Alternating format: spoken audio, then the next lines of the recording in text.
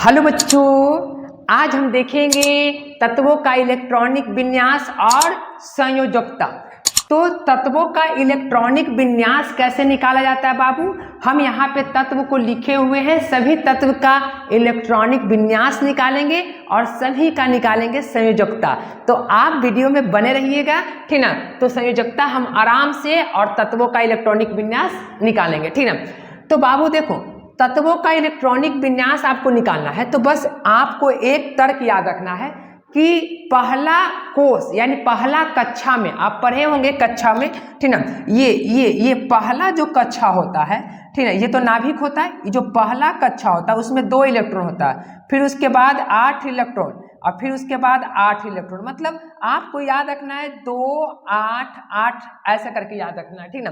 निकालते समय आराम से बैठ रहिए। मतलब हमेशा पहला कक्षा में 2 इलेक्ट्रॉन रहता है और फिर उसके बाद 8 इलेक्ट्रॉन और फिर 8 इलेक्ट्रॉन। हालांकि ये 20 तक तत्वों की परमाणुओं की जो संख्या है, 20 तक जो तत्व का परमाणु संख्या है, यहीं तक ये वायलेट है। फिर आगे 11th में इस वायलेट नहीं है। तो आपको 20 तक आराम से सिखाया जाएगा, तो बैठ रहिए। देखो, जैसे हाइड्रोजन है तो हाइड्रोजन की परमाणु संख्या कितना है? 1 है। तो इसका 1 है तो इसका इलेक्ट्रॉनिक विन्यास 1 हो जाएगा। हीलियम का परमाणु संख्या 2 है तो इसका 2 है। तो पहला कक्षा में कितने इलेक्ट्रॉन? 2 है। अच्छा, क्योंकि यहाँ पे 1 क्यों दिए? क्योंकि बाबू देखो, पहला कक्षा में 1 इलेक्ट्रॉन लेता है, लेकिन हाइड्रोजन बेचारा के पास 1 ही गो इलेक्ट्रॉन है। तो वो क्या करेगा? वो 1 ही गो न देगा। अब कोई देखो, सब आदमी किसी कहीं पर खाना के लिए 2-2 रुपया लग रहा है और एक आदमी के पास 1 रुपया है, तो क्या वो नहीं खा सकता है? सब खा रहा है तो वो भी खा सकता है, ठीक ना। तो उसको भी एंट्री लेने दिया, ठीक ना। तो हाइड्रोजन का कितना होता है? 1। मतलब कि इलेक्ट्रॉनिक विन्यास, क्योंकि बेचारा के पास 1 इलेक्ट्रॉन है तो इसलिए 1 हो गया। हीलियम का कितना? 2, क्योंकि प्रथम जो पहला कक्षा होता है, ठीक ना, पहला कक्षा में 2 ही, तो एक पास 2 है तो 2 दे दिया अपना, ठीक ना। लिथियम की परमाणु संख्या होता है 3। तो देखो, पहला कक्षा में 2 इलेक्ट्रॉन, बचा कितने इलेक्ट्रॉन? 1 इलेक्ट्रॉन। देखो, इसके पास 3 परमाणु संख्या लिथियम की 3 होता है, तो 2 इलेक्ट्रॉन यहाँ पे रखा, 1 इलेक्ट्रॉन बचा, तो 1 इलेक्ट्रॉन यहाँ पर दे दिए। बस ये निकल गया इलेक्ट्रॉनिक विन्यास किसका? लिथियम का। बेरिलियम का 4 होता है, तो 4 होगा तो पहला कक्षा में 2 और फिर बचा कितना? 2 बचा। आराम से देखो, सिंपल सी बात, पहला कक्षा में 2 देंगे और फिर देखेंगे कि अब उसके पास कितना है, जितना रहेगा उतना दे देंगे, ठीक ना, आराम से। मतलब कि देखो, यहाँ पे 4 था बेरिलियम का तो 2 दिए और 2 के बाद फिर क्या दिए? 2 दे दिए, क्योंकि 2 इसके पास था और बचा हुआ। पहला कक्षा तो 2 ले ही लेगा, फिर 2 था तो वो 2 वहीं पे रख देगा, ठीक ना। अच्छा, फिर उसके बाद ब्रॉन, तो ब्रॉन का देखो 5 होता है तो पहला कक्षा में 2 और फिर यहाँ पे 3। कार्बन के 6 होता है तो पहला कक्षा में 2 और फिर उसके बाद 4 बचा इसके पास। देखो, ये दोनों को ऐड करने के बाद फिर यही आना चाहिए। अच्छा, नाइट्रोजन का 7 तो पहला कक्षा में 2 और दूसरा कक्षा में कितना होगा? दूसरा कक्षा में 2 तो ये 5 हो जाएगा। लेकिन ये, ठीक ना, 2 और 5 देखो 7 हो गया। फिर पहला कक्षा में ऑक्सीजन का पहला कक्षा में 2 और दूसरे कक्षा में कितने रखाएगा? 6 रखाएगा। अच्छा, फिर फ्लोरीन का पहला कक्षा में 2 और दूसरे कक्षा में कितना? क्योंकि इसके पास कितना है? 9 है तो 7 रखाएगा आराम से। फिर नियोन का पहला कक्षा में 2 और दूसरा कक्षा में 8, ठीक ना। देखो, 8 2 10। पहला कक्षा में देखो, सब पहला कक्षा में 2 है। पहला कक्षा बोलो या कोष बोलो, कोष भी बोला जाता है, कक्ष बोलो या इसको कोष बोला जाता है, कोई दिक्कत नहीं है, ठीक ना। तो ये इतना का इलेक्ट्रॉनिक विन्यास निकल गई, ठीक ना। अच्छा, अब देखो सोडियम का कितना? तो सोडियम का 11 होता, तो पहला कक्षा में 2, फिर कितना? अब देखो, अब यहाँ से अब कितना बच्चा सोचेगा कि जब पहला कक्षा में 2 लिखे तो फिर अगला कक्षा में हम 9 लिख सकते हैं? जी नहीं, ये गलत हो जाएगा। 9 आप नहीं लिख सकते हैं।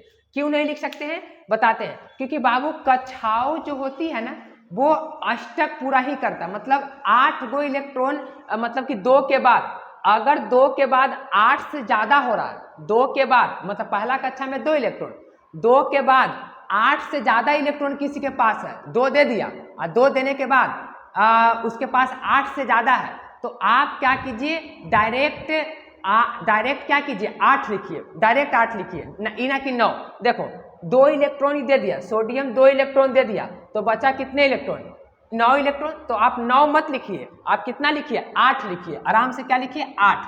अब दोनों देखो कितना बचा? 2 8, तो 2 8 कितना? 10। इसके पास कितने परमाणु संख्या कितना है सोडियम का?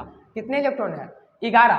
तो 2 8 10 और 10 है और 1 इलेक्ट्रॉन और बचा 11। ऐसे मतलब कि 2 इलेक्ट्रॉन देने के बाद अगर 8 से ज्यादा इलेक्ट्रॉन बचता है तो आप 8 लिखिए और उसके बाद जो बचेगा वो लिखेंगे। नहीं तो वही बात यहाँ पे देखो, मैग्नीशियम का कितना है? 12। तो पहला लिखिए कितना? 2 लिखिए, और 2 के बाद फिर देखो 2 के बाद ही 12 है ना, तो अब 10, अब कितना होता है? 10 लिखेगा? जी नहीं, 10 नहीं लिखेंगे। क्यों? क्योंकि 2 लिखने के बाद देखना 8 से ज्यादा नहीं ना है।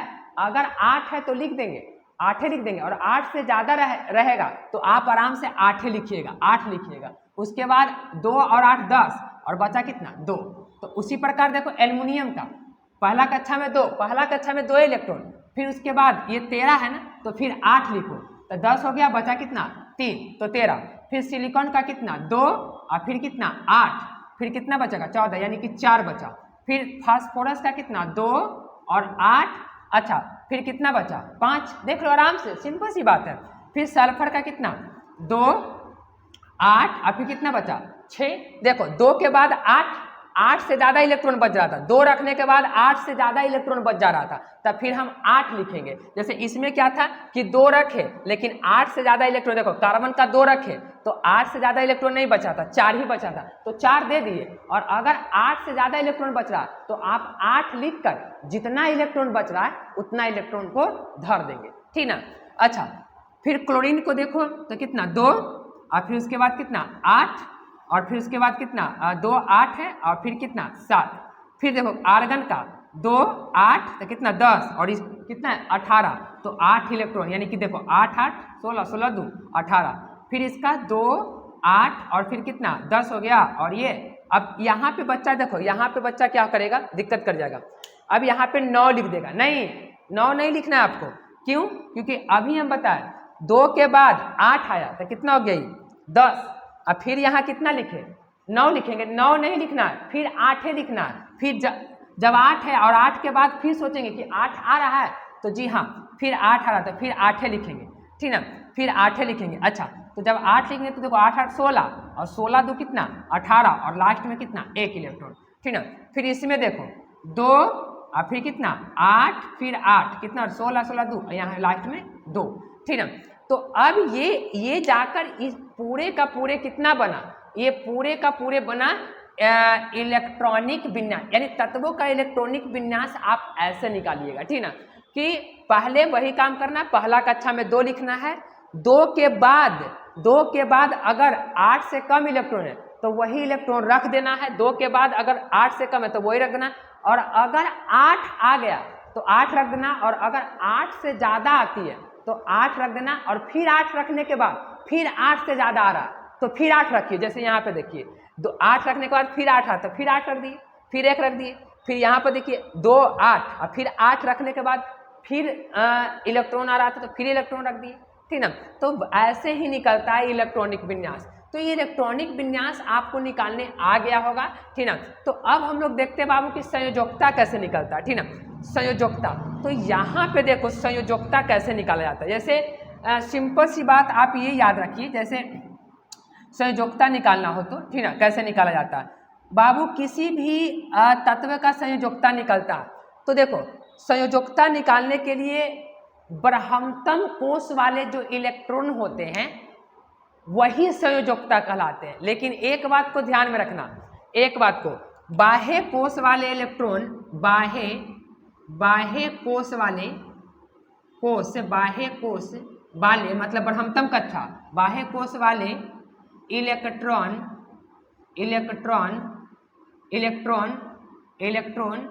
क्या संयोजकता कहलाता है, इलेक्ट्रॉन संयोजकता कहलाता है। लेकिन ऐसा कोई बात नहीं है। देखो सिंपल सी बात, संयोजकता बाह्य कोष वाले, लेकिन एक चीज अपवाद आ जाती है। क्या अपवाद आ जाती है? जो समझो, देखो अगर हम बात करें किसकी बात करते हैं, जैसे यहाँ पे हम मिटार कर यहाँ पे लिखने की कोशिश करते हैं, इसकी संयोजकता लिखने की कोशिश करते हैं। देखो यहाँ पे जैसे हाइड्रोजन की संयोजकता कितना है, 1, यानी कि हाइड्रोजन की संयोजकता की अगर बात करें संयोजकता की, तो एक संयोजकता कितना हो जाएगा, संयोजकता कितना हो जाएगा, 1 हो जाएगा। हीलियम की संयोजकता कितना हो जाएगा, 2 हो जाएगा। सिंपल सी बात है। लिथियम की संयोजकता कितना हो जाएगा, 1 हो जाएगा। क्या बोले, बाह्य कोष वाले इलेक्ट्रॉन को संयोजकता कहते हैं। अच्छा, बेरिलियम का संयोजकता कितना हो जाएगा, 2। बोरॉन का संयोजकता कितना हो जाएगा, 3। कार्बन का संयोजकता कितना हो जाएगा, 4। नाइट्रोजन की संयोजकता, लो यहाँ पे गाड़ी फंस चुका है। देखो बाबू, जब कोई तत्व के यहाँ पे एगो अपवाद आ जाती है, दो तत्व, जब ये क्या लिखे, बाह्य कोष वाले इलेक्ट्रॉन को संयोजकता कहते हैं। लेकिन एक बात और आपको ध्यान में रखना होगा, क्या है आपको ध्यान में रखना होगा कि अगर ब्रह्मतम कक्षा में 5, 6 और 7 इलेक्ट्रॉन हो, अगर ब्रह्मतम कक्षा में, देखो ब्रह्मतम कक्षा मतलब बाह्य वाला कोष में, ये बाह्य वाला कोष में, अगर ब्रह्मतम कक्षा में 5, 6, 7 या 8 इलेक्ट्रॉन हो, या 8 इलेक्ट्रॉन, ये तीनों में से 5, 6, 7 या 8 इलेक्ट्रॉन, एक 4 में से कोई इलेक्ट्रॉन रहा, तो आप क्या करिएगा, उसके लिए आप एकदम एक फार्मूले का यूज कीजिएगा। कौन फार्मूले का, ठीक ना, उसके लिए फार्मूला याद करना है आपको। यहाँ पे हम मिटा लेते थोड़ा सा, ठीक ना। देखो संयोजकता के लिए, संयोजकता मतलब ब्रह्मतम कक्षा वाला इलेक्ट्रॉन, लेकिन अगर 5, 6, 7, 8 इलेक्ट्रॉन रहा, तो आपको क्या करना है, संयोजकता के लिए आपको वहाँ पे संयोजकता के लिए क्या करना है कि 8 माइनस बाह्य कोष का इलेक्ट्रॉन, बात को समझना, इलेक्ट्रॉन मतलब 8 माइनस बाह्य कोष का इलेक्ट्रॉन। जैसे अगर हम ऑक्सीजन की बात करें, तो ऑक्सीजन की संयोजकता कितना हो जाएगा, 8 माइनस बाह्य कोष में कितना है, 6, तो 6 कर दो तो कितना हो जाएगा, 2 हो जाएगा, यानी ऑक्सीजन की संयोजकता कितना, 2। और सही फ्लोरीन की संयोजकता करें, तो फ्लोरीन की संयोजकता कितना हो जाएगा, 8 माइनस 7, 8 में से बाह्य कोष के इलेक्ट्रॉन को घटा दो तो कितना हो जाएगा, 1 हो जाएगा, ठीक ना। वैसे ही नियोन की संयोजकता बोले तो 8 माइनस 8 बराबर 0, यानी नियोन की संयोजकता कितना होता है, 0। इलेक्ट्रॉनिक बिना 2 और 8। अच्छा, इसी प्रकार से हम अगर कहें, बात यही समझ में आ जाएगा आपको। अगर हम इसी प्रकार से कहें कि बताओ सोडियम का तो एक ही संयोजकता हो जाएगा, क्योंकि ब्रह्मतम कक्षा में 1, 2, 3 बचता है, तो वही उसकी संयोजकता हो जाती है। जो ब्रह्मतम कक्षा में 1, 2, 3 बचता है, तो वही उसकी संयोजकता, 1, 2, 3, 4 बचता है, तो वही उसकी संयोजकता होता है, ठीक ना। और अगर 5, 6, 7, 8 इलेक्ट्रॉन बचता है, तो उसके लिए क्या होता है फार्मूला, 8 माइनस बाह्य कोष का इलेक्ट्रॉन, 8 माइनस बाह्य कोष का, तो ये सब का तो यही हो जाएगा संयोजकता। मैग्नीशियम का 2 हो जाएगा, एल्युमिनियम का 3 हो जाएगा, सिलिकॉन के 4 हो जाएगा। लेकिन फास्फोरस का कितना हो जाएगा, फास्फोरस का संयोजकता कितना हो जाएगा, फास्फोरस का संयोजकता हो जाएगा 8 माइनस कितना, 5 बराबर कितना हो जाएगा, 3। अच्छा, सल्फर का कितना हो जाएगा, 8 माइनस 6 बराबर 2। क्लोरीन का कितना हो जाएगा, ब्रह्मतम का, अच्छा देखो कितना बचा, 5, 6, 7 बचा कि नहीं, तो direct 8 minus 7 is equal to कितना हो जाएगा, 1। मतलब अच्छा, इसकी संयोजकता 0, यानी आर्गन की संयोजकता 0, और जिसकी संयोजकता 0 होता है ना, वो अक्रिय गैस होता है। अक्रिय मतलब वो किसी के साथ अभिक्रिया नहीं करता है, ठीक ना। अच्छा, पोटेशियम की संयोजकता कितना हो जाएगा बाबू, 1 ही हो जाएगा। सिलिकॉन के कैल्शियम का 2 हो जाएगा।